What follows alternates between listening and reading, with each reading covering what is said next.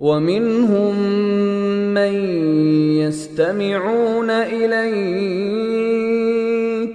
أَفَأَنْتَ تُسْمِعُ الصُّمَّ وَلَوْ كَانُوا لَا يَعْقِلُونَ۔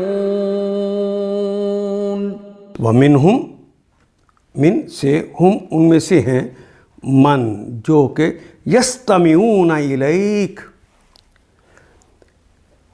سمع یسمع تو اردو میں بھی استعمال کرتے ہیں، سمع و بصر، الف سین تے طلب کرنے کے لیے، کوشش کرنے کے لیے استعمال ہوتا ہے۔ نماز استسقا وہ نماز جس میں طلب کرتے ہیں سقا پانی، یعنی جس میں پانی طلب کرتے ہیں۔ استسقا میں نے پانی طلب کیا، یستسقا وہ پانی طلب کرتا ہے۔ یستمعون وَأُنُن جمع کلا جو سنتے ہیں، کان لگا کر سنتے ہیں، الیک آپ کی طرف۔ وَمِنْهُمْ مَنْ يَسْتَمِعُونَ إِلَيْكَ کچھ ہیں ان میں سے جو آپ کی باتوں کو سنتے ہیں۔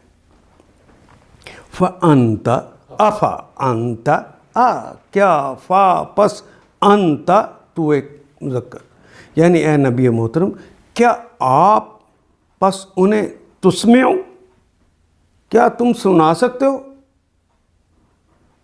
تسمعو یہ اسم کہتے ہیں بہرے کو، کیا تم بہرے کو سنا سکتے ہو؟ یہ تو ہم نے تمہیں طاقت نہیں دی ہوئی۔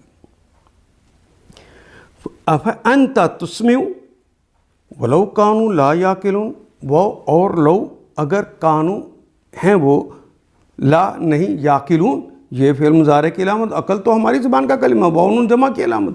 اگر وہ عقل نہیں رکھتے تو کیا ایسے بہروں کو کیا تم سنا سکتے ہو؟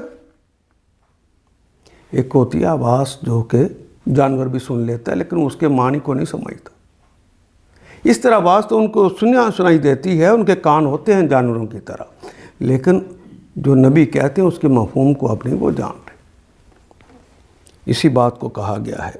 ان آیات کو ایک دفعہ پھر تلاوت خود کیجیے، عربی و مبین پڑھتے ہوئے دیکھیے کیا بات پوری اندر اتر رہی ہے؟ کیا یہ اردو کے سانچے میں ڈھلتی گئی ہیں عبارتیں؟